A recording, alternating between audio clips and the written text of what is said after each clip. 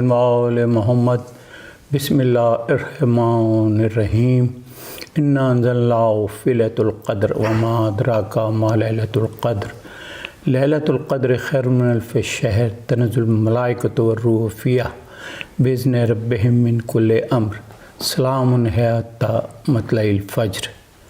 السلام علیکم ناظرین، میں سید ذوالفقار حسین جعفری پروگرام عزاداری اور ہماری یادیں لے کر قائم ٹی وی پر آپ کی خدمت میں حاضر ہوں۔ ناظرین، ہم اس وقت اپنے پروگرام کو تسلسل لیے ہوئے ایام فاطمیہ سے یہ پروگرام مربوط ہے، تو اس سے قبل کے جو ہمارا پروگرام تھا اس میں ہمارے قبلہ مولانا امین جعفری نے وہ خطبہ بہت ہی مشہور ہے اور اس میں جو الفاظ کا چناؤ بیوی نے دیا ہے خطبہ فدق کہلاتا ہے، اس پر سیر حاصل گفتگو کی، اور ابھی اسی پروگرام کو ہم کنٹینیو کرتے ہوئے قبلہ سے حدیث قصہ کے بارے میں بات کریں گے۔ قبلہ حدیث قصہ میں تو دیکھنے کو تو آیت تطہیر ہے، مگر ظاہر ہے کہ قرآن کی صورت میں وہ سارے عوامل، وہ سارے واقعات بیان نہیں ہوتے، تو جو اس آیت تطہیر کا جو ہے محرک تھے تو ذرا بتائیے گا قبلہ۔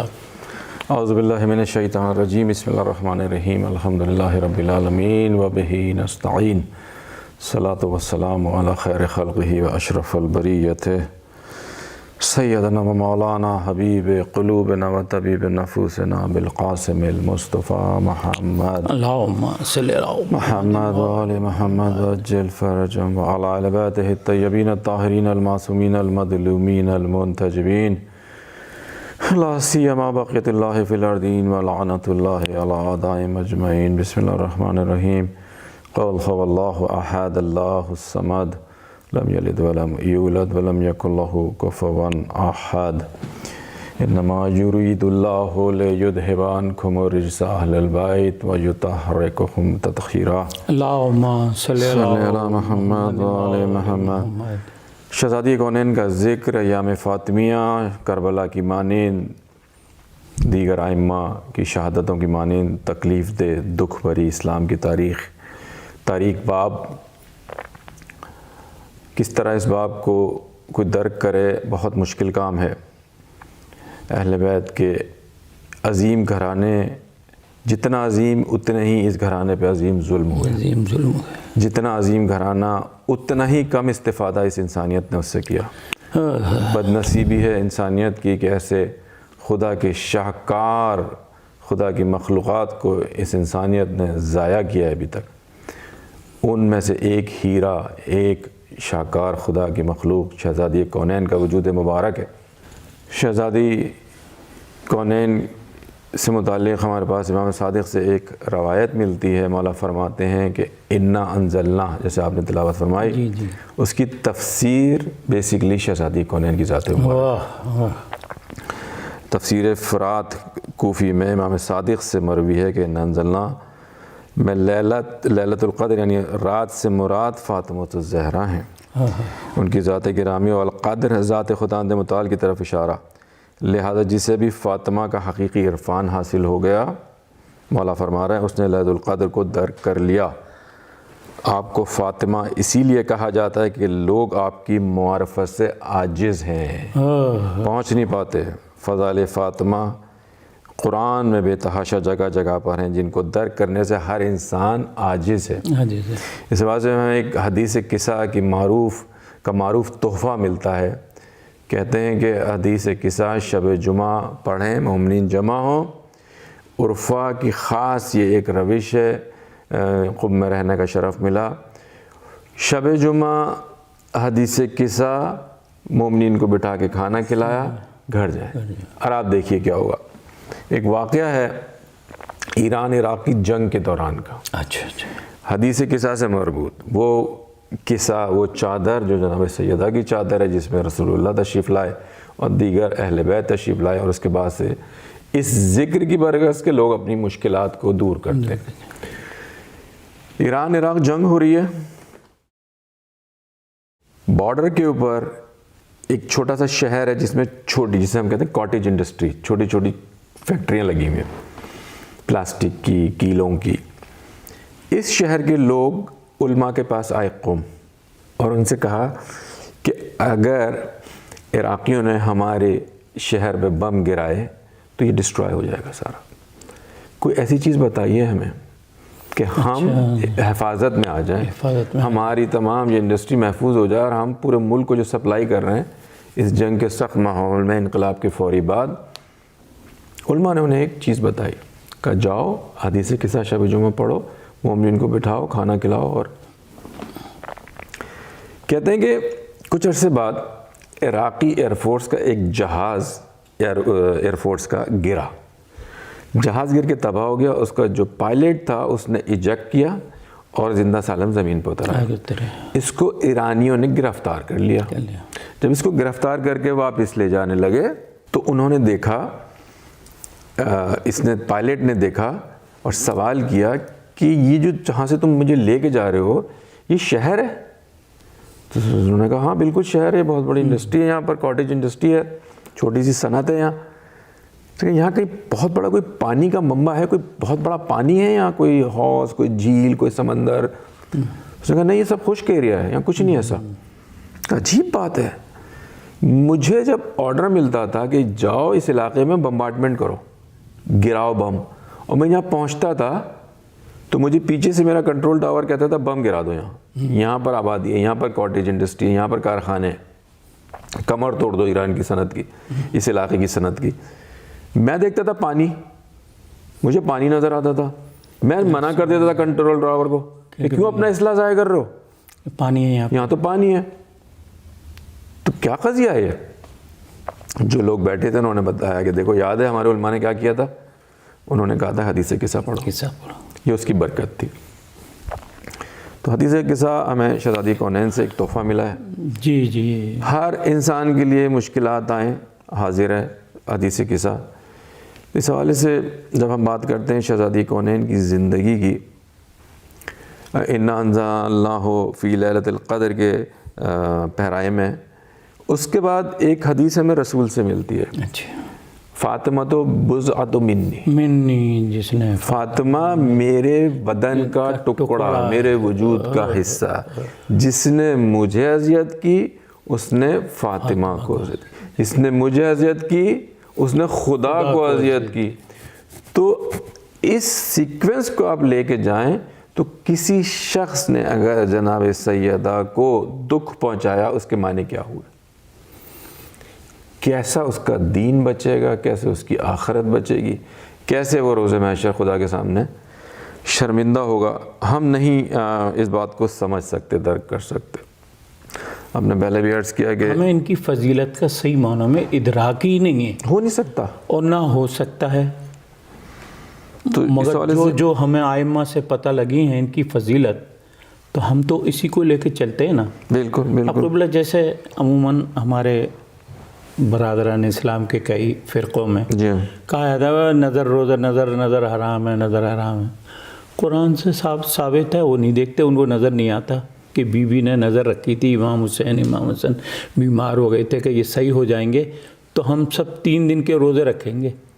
بی بی فضہ نے بھی روزہ رکھا، تو نظر تو ہوئی نا.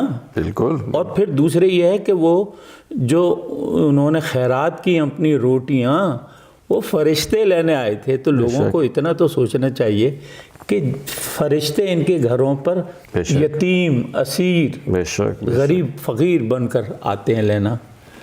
بس یہ زمانہ، اصل میں بات ساری یہ ہے کہ دیکھا جائے تو حقیقت یہ ہے کہ خلافت تک جو اسلام چل رہا تھا وہ ایک ڈگر پہ تھا. جی پٹری سے نہیں، آپ کا ایک لفظ کہتے ہیں نا، ڈیریل نہیں ہوا تھا. جی مگر جب وہ ملوکیت میں، بنی امیہ کی حکومت آئی، وہ ملوکیت میں تبدیل ہوا تو اس نے رخ ہی موڑ دیا. اور وہ یہاں تک نوبت پہنچی تھی کہ جب امیر شام کے دربار میں اطلاع پہنچی کہ وہ مسجد میں حضرت علی شہید ہو گئے جی تو وہاں پہ ایک آدمی کا علی اور مسجد مانی دھارت کے یہ کیا مطلب ہے کہ حضرت علی اور مسجد، حضرت علی کا مسجد سے کیا واسطہ؟ یعنی اتنے سب و شتم کیے گئے تھے، مطلب اس زمانے کے لحاظ سے یہ سمجھ لیں کہ ان کی برین واشنگ کی گئی تھی، برین واشنگ کی گئی تھی۔ اور اب میں اپنے ایک پروگرام میں جو آپ نے مجھے بتایا تھا منع حدیث، جی جی تو میں سمجھتا ہوں کہ وہ منع حدیث کے پیچھے بھی یہی ساری چیزیں تھیں کہ بھائی جتنی حدیثیں ہیں اہل بیت کی شان میں، کیونکہ ہر شخص اہل بیت سے ملتا تھا، کون شخص تھا جس سے اہل بیت سے واسطہ نہیں ہوتا؟ جو مسجد میں آتا تھا اہل بیت سے واسطہ ہوتا تھا، حضرت علی سے واسطہ ہوتا تھا، بیوی فاطمہ سے واسطہ ہوتا، عورتیں آتی تھی بیوی فاطمہ سے واسطہ ہوتا، حسن حسین سے واسطہ پڑتا تھا، تو اور رسول منبر پہ برملا ان کی فضیلت بیان کرتے تھے، تو وہ ساری حدیثیں تو لوگ وہی بیان کرتے نا، کتابوں میں وہی تو ڈالتے نا۔ تو بس بہرحال یہ تاریخ کے اچھا قبلہ یہ حدیث قصہ کے بعد ایک تھوڑا سا ہمیں آپ وہ درد بھرے واقعات بتائیں کہ جو آج ہمیں وفات بی بی سیدہ کے سلسلے میں پیش آئے تھے، کہ کس طرح آپ اس سے بیت الحزن سے چلیں کہ مسلمانوں نے رسول کی وفات کے بعد جب بی بی روتی تھیں جنت البقیع میں جا کر، اپنے گھر میں روتی تھیں، تو مسلمانوں نے حضرت علی سے آ کے شکایت کی کہ سید سے کہو یا تو اتنا نہ روئیں، یا تو دن میں روئیں یا رات کو روئیں، ہماری نیندیں خراب ہوتی ہیں۔ یعنی یہ نوبت پہنچ چکی تھی۔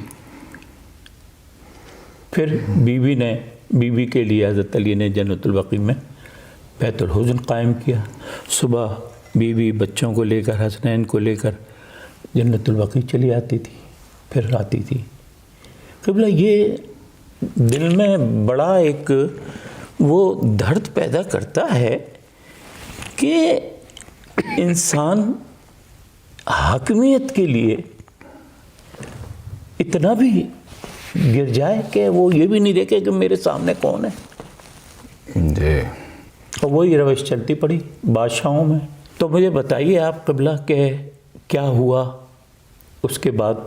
دیکھیں، رسول کی دنیا سے جانے کے بعد شہزادی کو انہوں نے فرمایا کہ مجھ پر جو مصیبتیں پڑیں وہ اگر دن پر پڑتی تو راتوں میں تبدیل ہو جاتے ہیں۔ وہ جو مرثیہ ہے صبح تلیہ، وہ ایسا مرثیہ ہے کہ دل میں جا کے چپتا ہے۔ دن و رات شہزادی کو انہوں نے گریہ فرماتی تھیں۔ جناب محسن کی شہادت کا زخم دل میں بھی تھا اور پہلو میں بھی تھا۔ پہلا بیت الحزن جو جناب سیدہ کے لیے بنا تھا وہ جناب امیر حمزہ کی شہادت کے بعد۔ اچھا جی، جنگ احد کے میدان میں بیت الحزن تھا۔ اور رسول کے دنیا سے جانے کے بعد شہزادی اور امیر المومنین جناب امیر کے ساتھ جو مشکلات ہوئی ہیں، انہوں نے یقین نہیں آتا کہ کس طرح سے اس امت کو، جس میں 6 مہینے پہلے تک ایک رسول تھا، کس طرح سے امت بھلا بیٹھی ہے۔ یعنی ایک کورس آپ کریں، تھوڑے دن تک آپ کو یاد رہتا ہے۔ وہ 6 مہینے ہوئے رسول کی آنکھ بند ہوئے، اور ان منافقوں نے جو اسلام میں صرف اس لیے داخل ہوئے تھے کہ دنیا کا کچھ ٹکڑے بٹور سکیں، وہ کچھ سوکھی روٹیاں دنیا کی، اور اس کی بنیاد پر اپنی آخرت کو برباد کر ڈالیں۔ قبلہ یہ بھی ہوا تھا جی کہ بی بی سیدہ اونٹ پر اس پہ بیٹھ کر، کیا کہتے ہیں، خچر پہ بیٹھ کر گھر گھر جاتی تھی اور پوچھتی تھی کہ اگر تمہیں غدیر خم کی حدیث یاد ہے؟ کوئی کہتا تھا کہ ہم بھول گئے۔ قبلہ بڑی اذیت ناک داستان ہے۔ ایک چھوٹا سا قبلہ بریک لیتے ہیں، پھر آگے گفتگو کرتے ہیں۔ جی ناظرین، ایک چھوٹا سا بریک لیتے ہیں، پھر ہم واپس آتے ہیں۔ گر شفاعت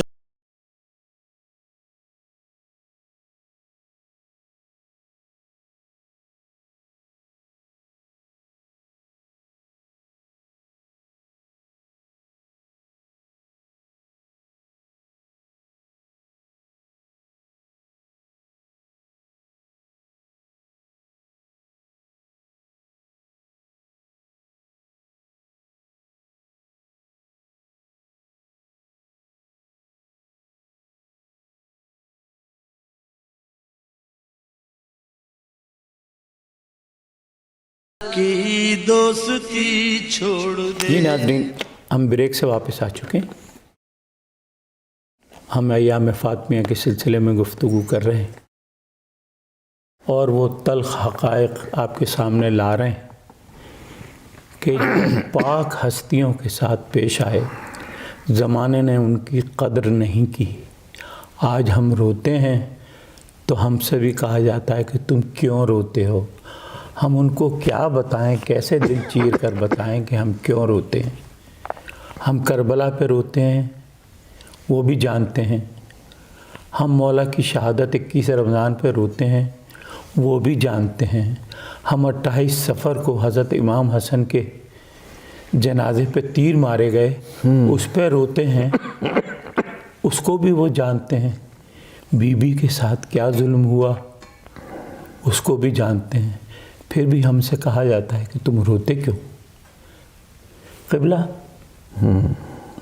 یہ تو خدا نے ہی رونا جو ہے یہ انسان کی بنیاد میں رکھ دیا ہے. پیدا ہوتے ہی روتا ہے. اگر رودا پیدا ہوا روتا نہ ہو اور نہ روئے تو اس کے جو وارثین ہیں جو اس کے انتظار کر رہے ہیں تو وہ روتے ہیں کہ یہ رو نہیں رہا. جی ہاں، اس کو رلایا جاتا ہے. اس کو رلایا جاتا ہے زبردستی. جی جی. تو ہم بھی یہی کام کر رہے ہیں کہ ہم رلا رہے ہیں. ہم خود تو رو رہے ہیں مگر ساتھ میں ہم رلا رہے ہیں دیکھیں ہم کہ آپ پہچانو تو صحیح. اگر آپ کے دل پتھر کا نہیں ہے، اگر آپ کے دل میں رسول سے، رسول کی آل سے محبت نہیں ہے تو آپ کو یہ کچھ بھی نظر نہیں آئے گا. اندھے ہو جاتے ہیں. اندھا ہو جاتا ہے. اور پھر وہی کہ محبت اور مودت، جی قرآن کی آیت ہے میں تم سے اجر رسالت کچھ نہیں مانگتا ماں سوائے اس کے کہ تم میرے اہل بیت سے مودت کرو. قبلہ محبت اور مودت کا جو مطلب ہے، جی میں نے ایک ہمارے شاعر ہیں ان سے میں نے پوچھا تھا جی تو انہوں نے کہا تھا کہ بات ساری یہ ہے کہ محبت ایک ایسی چیز ہے جو خود بخود ہو جاتی ہے. ضروری نہیں ہے کہ مجھے آپ سے محبت ہو اور دوسرے تمہارے بھائی سے ہی محبت ہو، تمہارے بیٹے سے ہی محبت ہو، مجھے تم سے محبت ہے. یہ ایک محبت کا ایک معیار ہے کہ جس سے ہو گئی اس سے ہو گئی. اس کے پیچھے مختلف ذرائع ہوتے. کہہ لیں محبت وہ ہوتی ہے جو کی جاتی ہے. کہہ لیں کہ میں تم سے محبت کرتا ہوں تو مجھے تم سے مودت کرنی چاہیے کہ میں تمہارے بیٹے کو بھی ویسے ہی چاہوں جیسے میں تمہیں چاہوں. یہ تو نہیں ہو سکتا. ہاں یہ تو ممکن نہیں ہے کہ میں تم سے تو بہت محبت کروں، تمہارے خوب تعریف کروں اور تمہارے بیٹے کو گالیاں دوں، تمہارے بیٹے کو ظلم پہنچاؤں. تو کیا تم اس کو برداشت کرو گے؟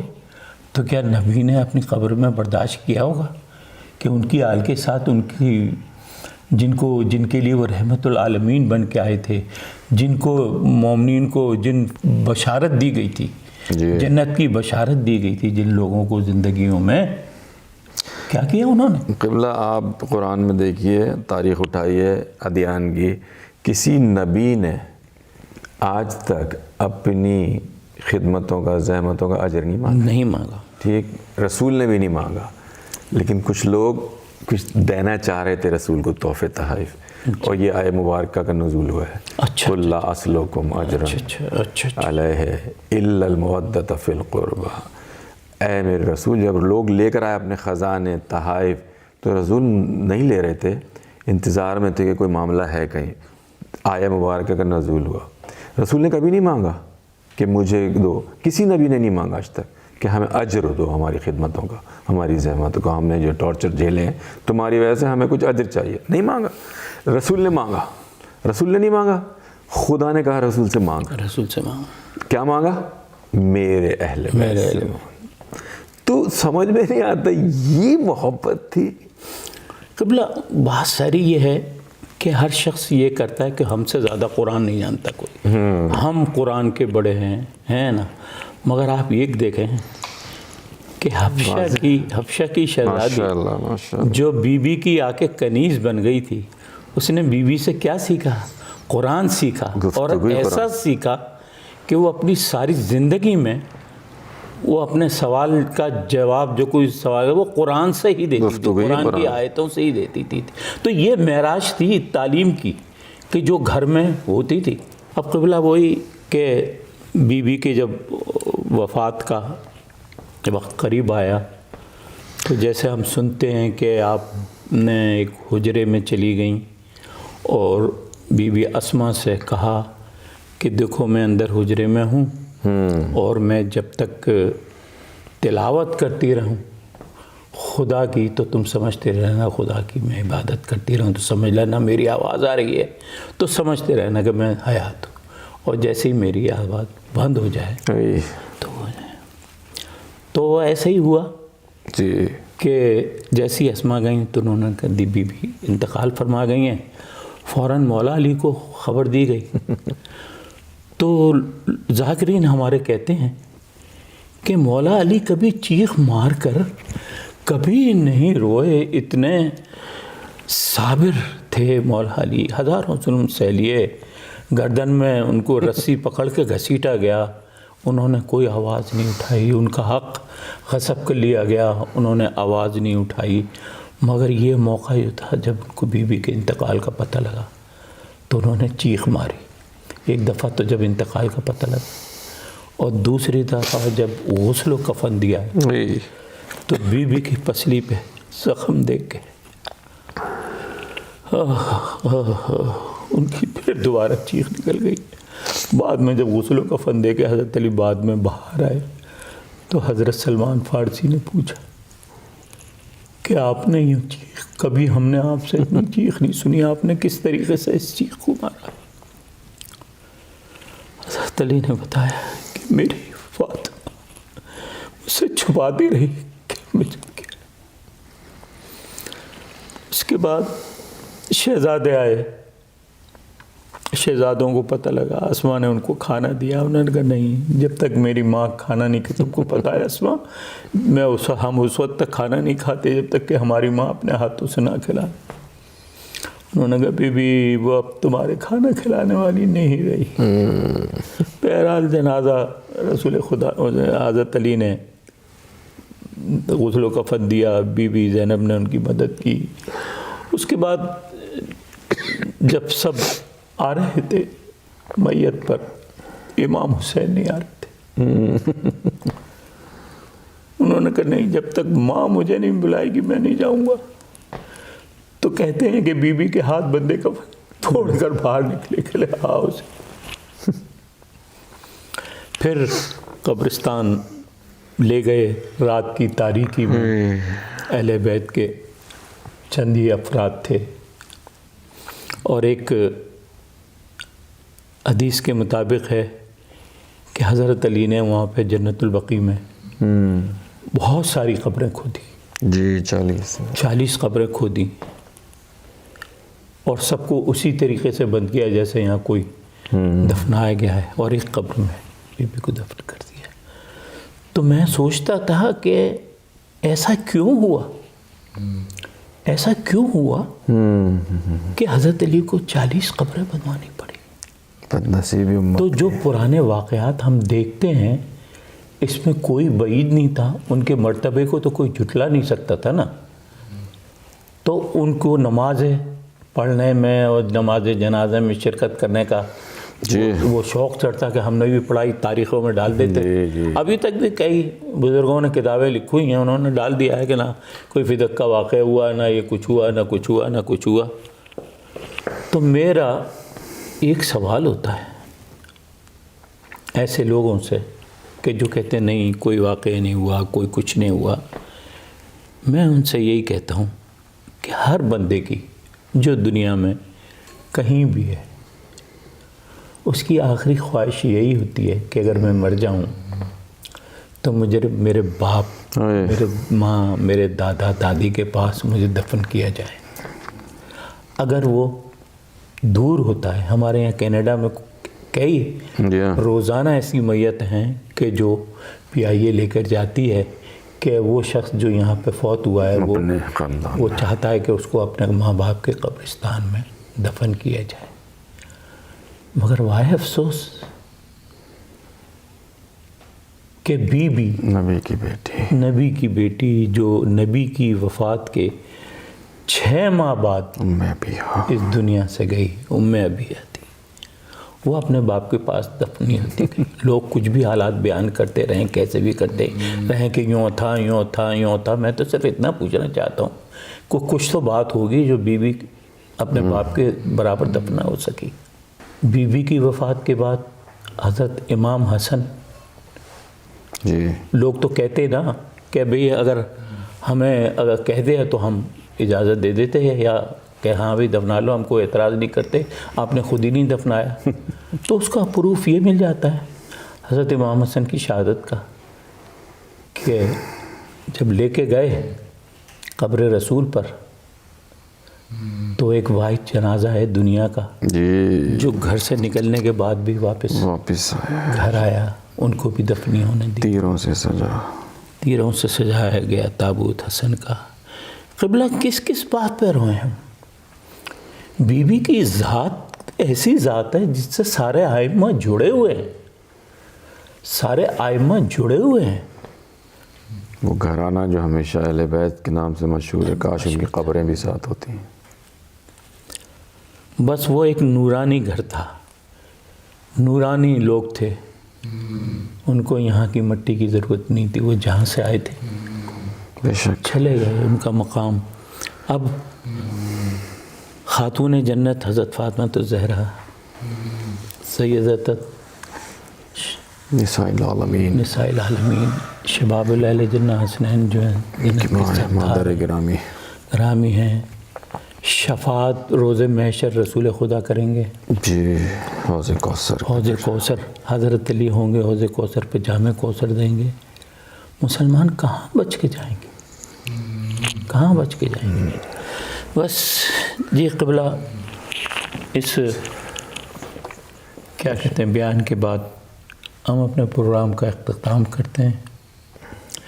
ناظرین، پروگرام کا وقت ہو چکا ہے، امید ہے ہمارا یہ پروگرام آپ کو پسند آیا ہوگا۔ ہم نے کوشش کی ہے کہ جو بھی جزویات ہیں بی بی فاطمہ زہرا سے جڑی، ہم نے ان سب کا ذکر کرنے کی کوشش کی ہے، مگر حق ہم زندگی بھر کرتے رہے، ہم ادا نہیں کر سکتے۔ تو اس پیغام کے ساتھ میں آپ سے اجازت چاہتا ہوں۔ خدا